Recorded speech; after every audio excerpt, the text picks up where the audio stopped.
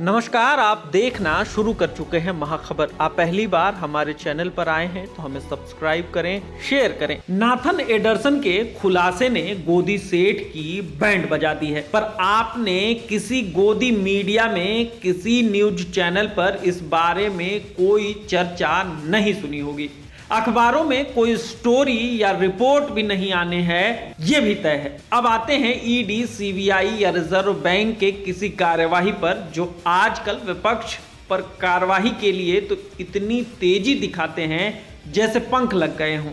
ये भी तय है कि साहब अपने सबसे प्रिय व्यापारी दोस्त पर कोई कार्यवाही करेंगे, इसकी भी उम्मीद किसी ने पाली होगी, ये मुझे तो नहीं लगता। आपको लगता होगा तो बताइएगा। जब वो बलात्कारियों तक के पक्ष में कुतर्क ढूंढ निकाल कर उनके पक्ष में रैली तक निकाल सकते हैं, तो उम्मीद पाल ही लीजिए कि जल्दी ही एंडरसन महोदय को ही विलेन घोषित करने की जल्द मुहिम शुरू की जाएगी और गोदी सेठ इन कुकर्मों को राष्ट्रहित में घोषित कर दिया जाएगा। आइए जानते हैं क्या है पूरा मामला।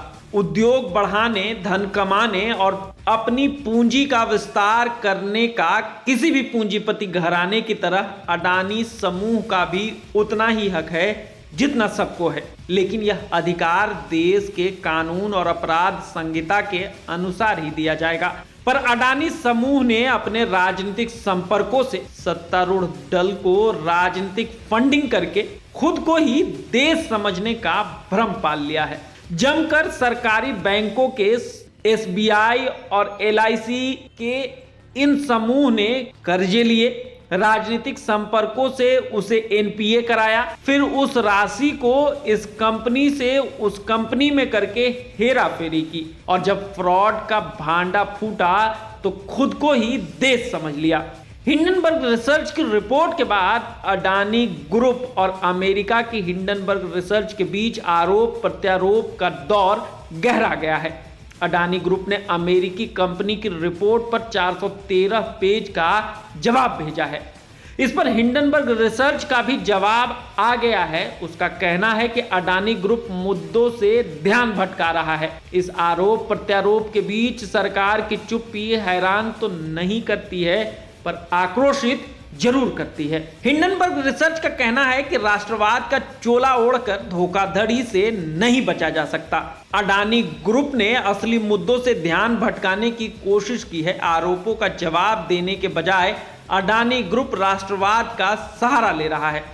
यह जवाब एक गंभीर आरोप भी है। सरकार को तुरंत अपनी एजेंसियां, ईडी, प्रवर्तन निदेशालय, सीरियस फ्रॉड इन्वेस्टिगेशन ऑफिस आदि को सक्रिय करके इस रिपोर्ट पर संज्ञान ले लेना चाहिए। हो सकता है ऐसा हुआ भी हो। हिंडनबर्ग रिसर्च ने कहा है कि हम मानते हैं कि भारत एक वाइब्रेंट डेमोक्रेसी है और एक सुपर पावर की तरफ उभर रहा है। हम साथ ही यह भी मानते हैं कि अडानी ग्रुप भारत के भविष्य के साथ खिलवाड़ कर रहा है। यह ग्रुप राष्ट्रवाद के आड़ में देश को लूट रहा है। हमारा मानना है कि फ्रॉड चाहे जो भी करे वह फ्रॉड होता है। आप इसे देश पर हमला बताकर बच नहीं सकते। हमने अडानी ग्रुप से 88 सवाल पूछे थे, जिसमें 62 सवालों के जवाब नहीं दिए गए हैं। इनमें से कई सवाल ट्रांजैक्शन की प्रवृत्ति और हितों के टकराव के बारे में पूछे गए थे, लेकिन अडानी ग्रुप ने इसका कोई जवाब नहीं दिया है। हिंडनबर्ग रिसर्च ने कहा है कि उसकी रिपोर्ट में आरोप लगाया गया है कि अडानी ग्रुप ने गौतम अडानी के भाई विनोद अडानी और उसकी विदेशी शेल कंपनियों के साथ अरबों डॉलर की डीलिंग की है। विनोद अडानी की विदेश में 38 कंपनियां हैं, जो मॉरिशस, यूएई, साइप्रस, सिंगापुर और कई कैरेबियाई देशों में फैली हुई है। इसमें अडानी ग्रुप के शेयरों को और अकाउंटिंग पर सवाल उठते हैं। इसके जवाब में अडानी ग्रुप ने कहा है कि विनोद उसकी किसी भी कंपनी से नहीं जुड़े हैं और कोई गड़बड़ी नहीं हुई है। अडानी ग्रुप ने हिंडनबर्ग के आरोपों पर 413 पेज का जवाब भी जारी कर आरोपों को भारत पर हमला बताया है। ग्रुप ने कहा है कि वह हिंडनबर्ग रिसर्च की रिपोर्ट को पढ़कर हैरान और काफी परेशान है। यह रिपोर्ट झूठ के अलावा और कुछ नहीं है। इसमें एक खास उद्देश्य के लिए ग्रुप को बदनाम करने के लिए निराधार आरोप लगाए गए हैं। इस रिपोर्ट के कारण अडानी ग्रुप के शेयरों में भारी गिरावट आई है। बाकी काम भोपू मीडिया कर ही देगा।